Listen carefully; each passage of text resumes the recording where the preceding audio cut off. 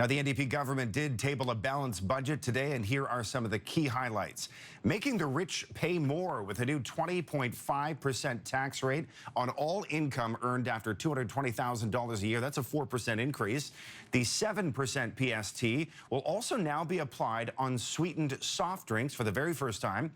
As for spending, there's a pledge of $1.4 billion for childcare and a record $23 billion in infrastructure spending for projects like roads and hospitals. Now, of course, the NDP is trumpeting the fact that it's not going into deficit, but that also means there is little in the way of new spending. Let's go to CTV's Binder Sajjan, who is in the budget lockup today. Binder, there has been some speculation about the possibility of a snap election later this year, but what is this budget telling you about the likelihood of that? Yeah, Scott. Well, the government wants to talk about big numbers and the claim that the infrastructure spending plan is the largest that BC has ever seen. Yet there's very little in here that would be considered a pre-election goodie. With old shined-up shoes, the finance minister delivered a budget that takes a shine to work already underway. I'm presenting our plan to keep BC moving forward. The budget stays the course with some new spending and taxes. Our plan is working and we're sticking to it.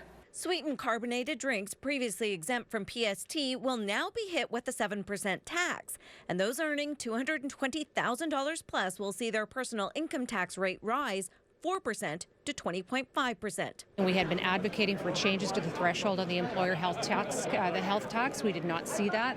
Wanted to see some changes on carbon tax, did not see that. Business groups say they like the balanced budget for 2020 and expected $227 million surplus. Add to that nearly $1 billion in rainy day funds. What's missing, they say? Economic sparks. We're hearing from our members they're not scaling, they're not investing, and confidence is declining. Also missing drastic new spending on the NDP's long-promised $10 a day childcare plan.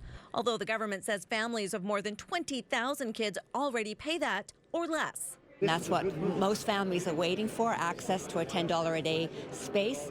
On the housing front, there's new money for shelter spaces. This government is stalling at about half the investment required to build a $10 a day childcare system, and they're actually retreating in terms of the number of units of affordable housing they committed to build in their first 4 years. A new grant program replaces an old one, and for the first time, part-time as well as diploma, trades, and certificate students can apply. BC is the only province in all of Canada that doesn't have an upfront needs-based grant system for students. The budget allocates money for planning and design to replace the biggest bottleneck in the province, but a new Massey crossing is years away. After 3 years of losses, ICBC is tracking to make $86 million in 2020. This is the budget that we're putting out to the people of British Columbia as a continued focus on their behalf.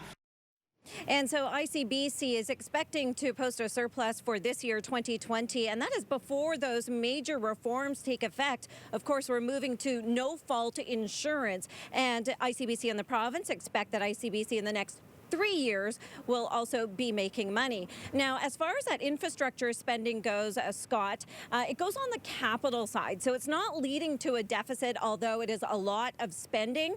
But of course, in the long term, it all goes on the taxpayers tab. It certainly does. Okay, Binder, that is the budget for this coming year. So what did the numbers look like for last year?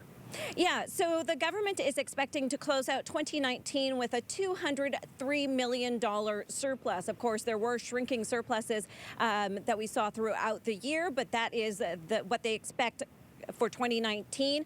Also, a lot of people that I spoke to said, you know what, economically, there are tough times ahead, if not already here. So some of those big spending announcements that we have seen from this NDP government may be difficult to repeat. Scott? Okay, Binder Sajjan live in Victoria. Thank you, Binder.